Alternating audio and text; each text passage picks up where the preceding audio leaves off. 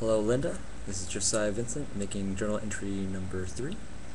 and today I'm going to talk a little bit about Steve Jobs. I know this is a little deterred from what our recommended journal focus was for week 3. However, I felt like it was really important for me to get a grasp on an individual leader that I'd want to model my leadership style off of individually, as well as try and find what kind of models that Apple has used and that Steve Jobs used to try and influence his organization. So Steve Jobs was removed from Apple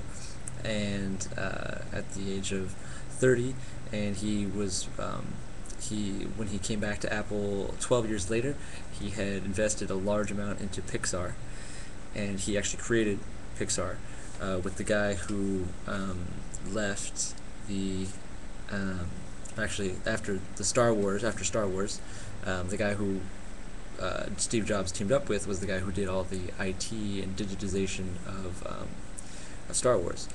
So there was quite a bit of momentum for them to grasp onto and take the team that they used from Star Wars and to create Pixar, which Steve Jobs was actually not 100% on where it was going, on whether or not Pixar would be amazing or on top, or whether he would end up back at Apple. He did not have that as a focus for him. He did, however, take some time and invest himself when he was much younger in Zen Buddhism, and invest a lot of his emotional spirit and a lot of his personality skills in a very different way from other leaders of our age, which made him the man that we believe is the true Steve Jobs, the inspirational, the innovative CEO of Apple. When he came back on as CEO, when he came back to Apple, and then when he came on as CEO intern, he really he had already motivated many of the members and a lot of aspects of the organization of Apple to work collectively, and empowering them with ideas that were not like what Apple had done before. All of Apple and Steve, they both agreed that PCs were the next way to go, and like the big thing, and they needed to tack onto that. But Steve Jobs had to differentiate himself from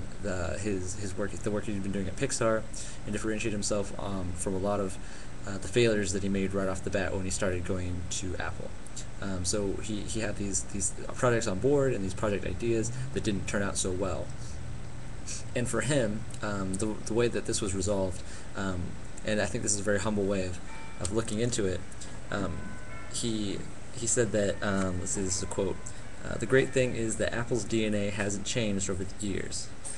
The place where Apple has been standing for the last 2 decades is exactly where the computer technology and the consumer electronics market are converging.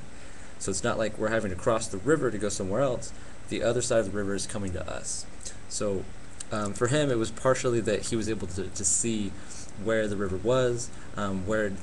Apple's DNA was, where it lay, and to see where the market was shifting and to take a maximum advantage of that. When he was making those failures with the Cube and with those kind of PC alterations that Apple was doing, instead of saying, "Oh, we're failing here, we should turn back and we should go somewhere safe," he pushed forward and he made it even more Apple. He branded the image even more and more, and made it even more secular from other forms of PC and personal computers, which actually is what led to the powerful innovations and led to the market power of Apple today. And so maybe that was a risk, but I think for him it was definitely the direction that Apple needed to go in, and I think that's exactly why that's kind of the key element that I've learned from reading about Steve Jobs that I want to take away. So I hope that this was a good journal entry, and I hope you have a good weekend. And I will be posting journal entry number 4 about social entrepreneurship, focusing on